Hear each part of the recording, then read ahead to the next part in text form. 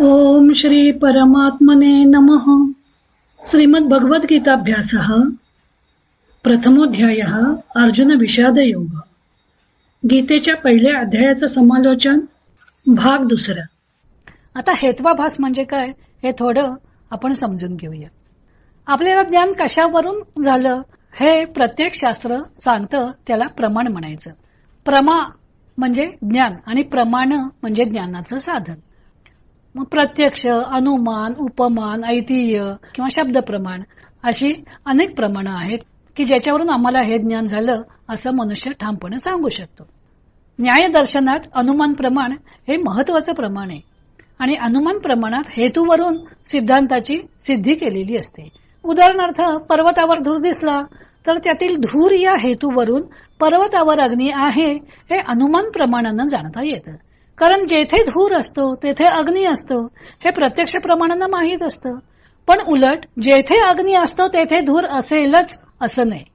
उदाहरणार्थ, गॅसवर तापलेलं भांड असतं, त्यात अग्नी आहे पण तेथे धूर नाही. हे दुसरे उदाहरण हेत्वाभासाचं झालं.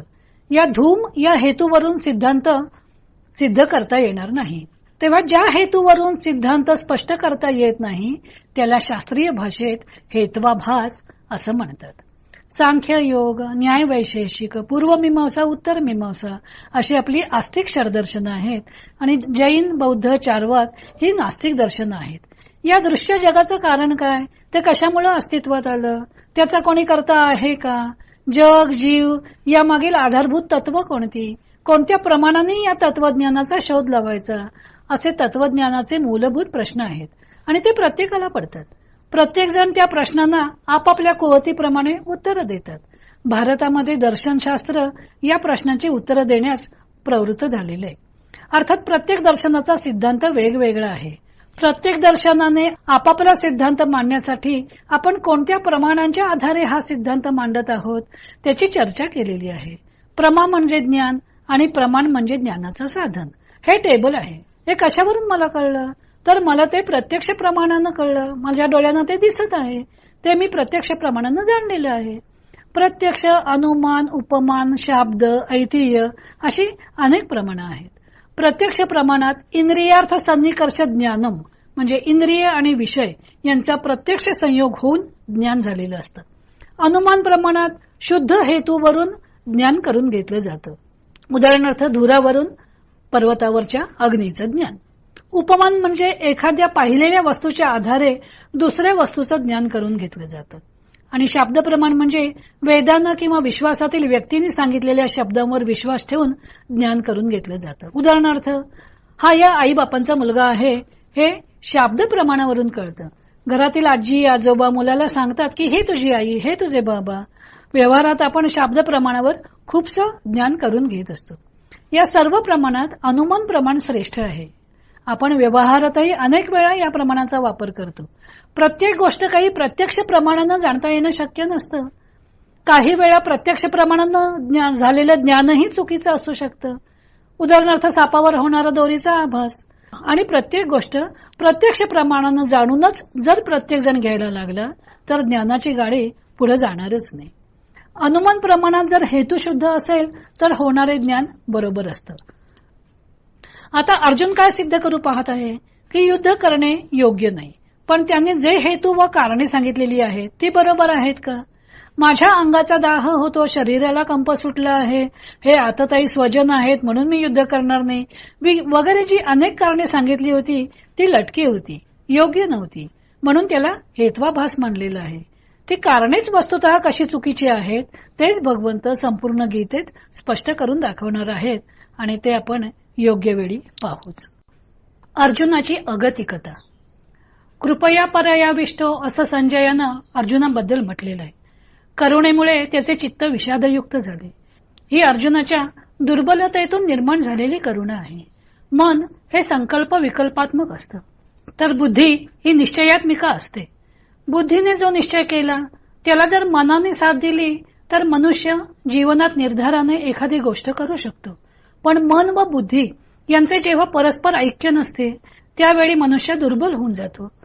अर्जुनाच्या बुद्धीनं ठरवलं होतं की ह्या आतताईनं ठार मारायला हवं, पण मनात विकल्प निर्माण झाला की अरे हे तर आपले बांधव आहेत ना. स्वजनांना ठार कसं मारायचं? विकल्प निर्माण झाला आणि त्याच्या मनानं बुद्धीची साथ सोडली. मग विवेक नाहीसा झाला. मन सांगते तेच बरोबर आहे असे सांगण्याचा त्याचा प्रयत्न सुरू झाला.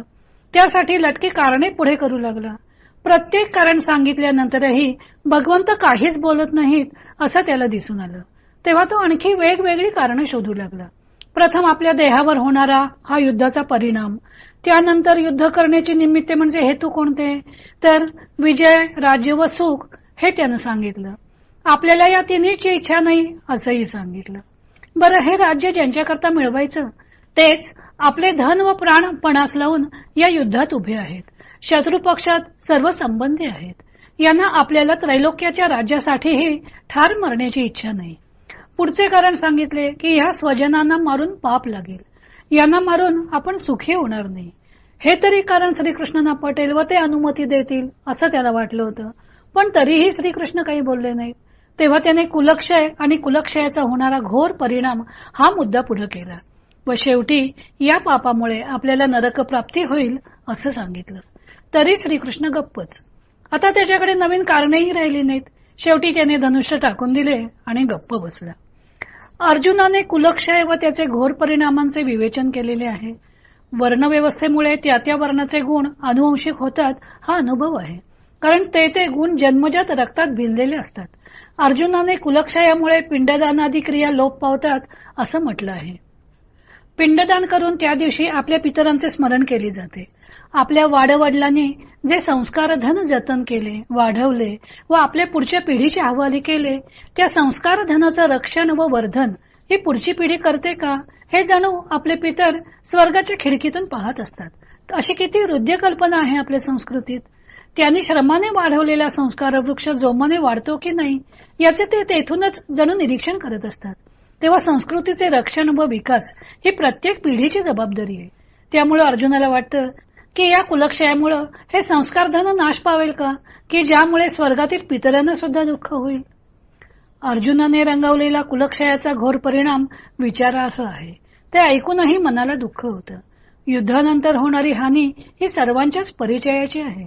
पण त्याचबरोबर शत्रूचा निग्रह सुद्धा करावाच लागतो हेही तितकंच सत्य आहे. युद्ध सोडून देणे हा काही त्यावरील पर्याय नाही. अर्जुनाने दुष्टांचा निग्रह दुसऱ्या कोणत्या प्रकारे करता येईल हे सांगितलेले नाही. त्यामुळे त्याचे हे बोलणे म्हणजे वात प्रलपितच ठरते. मला युद्धात शत्रूने खुशाल ठार मारावे असे म्हणून युद्धापासून परावृत्त झाले तर स्वजनांच्या वधाच्या पापातून मुक्ती होईल असे अर्जुनाला वाटत आहे. तेच चुकीचं आहे. असं करण्यामुळे क्षत्रियोचित कर्म न केल्यामुळे त्याला पाप लागणारच आहे हे त्याने लक्षातच घेतलेलं नाही. आणि दुसरं असं की कुलक्षयाच्या घोर परिणामांपेक्षाही युद्ध न केल्याचे परिणाम अधिक भयानक होणार आहेत याकडेही त्याने लक्ष पुरवलेले नाही. पांडवांच्या महाराणीचे भर सभेत वस्त्रहरण करण्यास सुद्धा दुर्योधन कचरला नव्हता, तर मग सर्वसामान्य जनतेची स्थिती काय असेल. त्याचा वेळीच निग्रह केला नसता तर समाजाला अधिक भयानक परिस्थितीतून जावे लागले असते. पण अर्जुनाने त्याकडे लक्षच दिले नव्हते. एकूण गीताकाराने क्षणिक मनोवृत्तीच्या आहारी गेल्यामुळे हतापल झालेल्या, धर्माविषयी संमोह पावलेल्या अशा अर्जुनाचं शब्दचित्र परिणामकारकरित्या रेखाटले आहे. नावाची संयुक्ती कथा. या पहिल्या अध्यायाचं नाव आहे अर्जुन विषाद योग.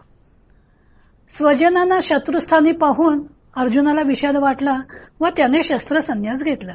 विषाद आल्यावर हीन पुरुषत्व, परमेश्वराचे नास्तित्व, न्यूनगंड, अज्ञानाचा पगडा, मनाचे चंचलत्व हे उद्भवणारे भाव अर्जुनामध्ये सुद्धा निर्माण झाले.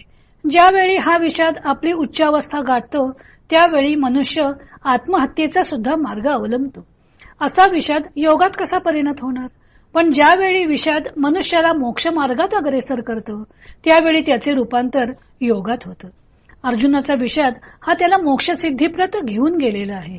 त्यामुळे त्याची योगात परिणिती झालेली आहे. त्यामुळे या अध्यायाचं अर्जुन विषाद योग हे नाव सार्थच ठरतं. भीष्म पितामह आणि शिखंडी. भीष्म म्हणजे शांतनूला त्याची प्रथम पत्नी गंगा हिच्यापासून झालेला पुत्र. त्याचे नाव देवव्रत. गंगा निघून गेल्यानंतर जेव्हा शांतनूला दुसरा विवाह निषाद राजाची मुलगी सत्यवती हिच्याबरोबर करायचा होता तेव्हा निषाद राजाने सत्यवतीच्या मुलाला राज्य मिळाले पाहिजे अशी अट घातली होती. तेव्हा निषाद राजासमोर देवव्रतानं प्रतिज्ञा केली होती की मी आजन्म ब्रह्मचारी राहीन व सत्यवतीच्या मुलालाच राज्य मिळेल. अशी मोठी कठीण म्हणजे भीष्म प्रतिज्ञा त्यानं केली. तेव्हा त्यांचं नाव भीष्म असं पडलं.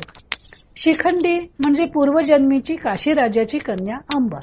काशीराजाने जेव्हा आपल्या अंबा, अंबिका आणि अंबालिका या 3 मुलींचे स्वयंवर रचले तेव्हा सत्यवतीचा पुत्र विचित्रवीर्य याच्यासाठी भीष्माने या 3 कन्यांना जिंकून आणलं होतं.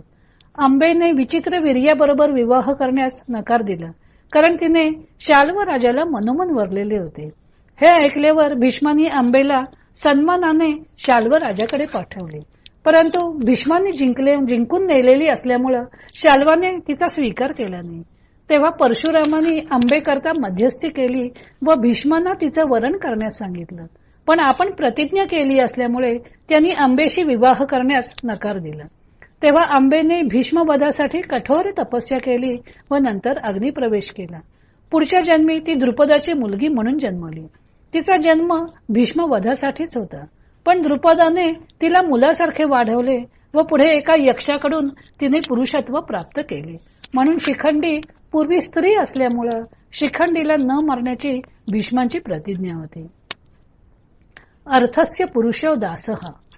भीष्मांसारख्या थोर व उदात्तशील असणाऱ्या कुरुवंशातील सेनानीने सत्कार्याकरता न लढता दुर्योधनाची बाजू घेऊन का लढावं? दुर्योधनाच्या सेवेत आपला देह का ठेवावा? ही गोष्ट नक्कीच उद्वेगजनक आहे. पुढे भीष्म, द्रोण व कृप यांनी अर्थस्य पुरुषो दासः असं म्हणून आपण दुर्योधनाच्या बाजूने लढण्यास विवश आहोत असं उत्तर युधिष्ठिराला दिलं होतं. त्यापैकी द्रोण व कृप हे दुर्योधनाचे मिंदे होते. त्याच्याकडे नोकरी करत होते. त्यामुळे त्यांच्या बाबतीत अर्थ या शब्दाचा धन हा अर्थ बरोबर आहे. पण अर्थ शब्दाचे हेतू, ध्येय, इच्छा, निमित्त, वस्तू, पदार्थ असे अनेक अर्थ आहेत.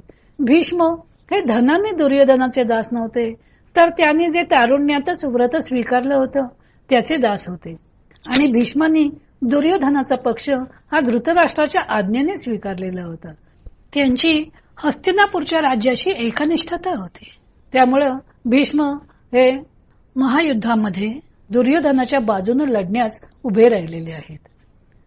भगवद्गीतेतील 2 जोड्या. व्यासाने पहिल्या अध्यायात 2 जोड्या रंगवलेल्या आहेत. कौरवांच्या बाजूला भीष्म व दुर्योधन ही एक जोडी आहे, तर पांडवांच्या बाजूला श्रीकृष्ण व अर्जुन ही दुसरी जोडी आहे. दुर्योधनाचे समग्र चरित्र पाहिले तर दिसून येते की दुर्योधन नित्य कृष्ण कारस्थानात घडलेला आहे, तर भीष्माचार्य हे कुरुवृद्ध, ज्येष्ठ, आपल्या पराक्रमाने व शीलाने आदरणीय असं व्यक्तिमत्व आहे. एकाची धार्मिक नीती पार लयाला गेलेली, तर दुसऱ्याची धार्मिक नीती त्रिभुवनाला वंद्य वाटणारी. पण भीष्म दुर्योधनाचा सेवक म्हणून उभे राहिलेले आहेत. दुसरी गोष्ट म्हणजे दुर्योधन पराक्रमाच्या दृष्टीने भीष्मांच्या पासंगालाही पुरणारा नाही. 18 दिवस चाललेल्या महाभारतीय युद्धात 10 दिवस भीष्मांनी सेनापती पद भूषवले आहे. यावरूनच त्यांच्या पराक्रमाची आपल्याला कल्पना येते. तर इकडे पांडवांच्या सैन्यात अर्जुन पराक्रमी, शीलवान असा आहे, तर भगवान श्रीकृष्ण त्याचे सेवक झालेले आहेत. पराक्रमाच्या दृष्टीने श्रीकृष्ण व अर्जुन तुल्यबळ आहेत. भीष्म दुर्योधनातील हे अंतर पाहता श्रीकृष्ण अर्जुनातील अंतर आल्हाददायक वाटतं. भीष्म दुर्योधनाच्या अन्याय्य बाजूला उभे राहिले ते धृतराष्ट्राची आज्ञा म्हणून, तर श्रीकृष्ण अर्जुनाच्या न्याय्य बाजूला उभे राहिले ते आपल्या भक्ताची इच्छा व भक्तावरील प्रेम म्हणून. पांडवांना त्यांनी आपल्या धर्मस्थापनेच्या कार्यात हाताशी धरलेले आहे. केवळ समाजहित एवढी एकच गोष्ट त्यांना महत्वाची वाटते. एखाद्या भूप्रदेशाशी निष्ठा ठेवणाऱ्या भीष्मांपेक्षा श्रीकृष्णांचा उदात्त हेतू आपल्या मनाला भावून जातो. इथे अर्जुन विषाद योग नावाचा पहिला अध्याय समाप्त झाला. हरि ओम तत्सत.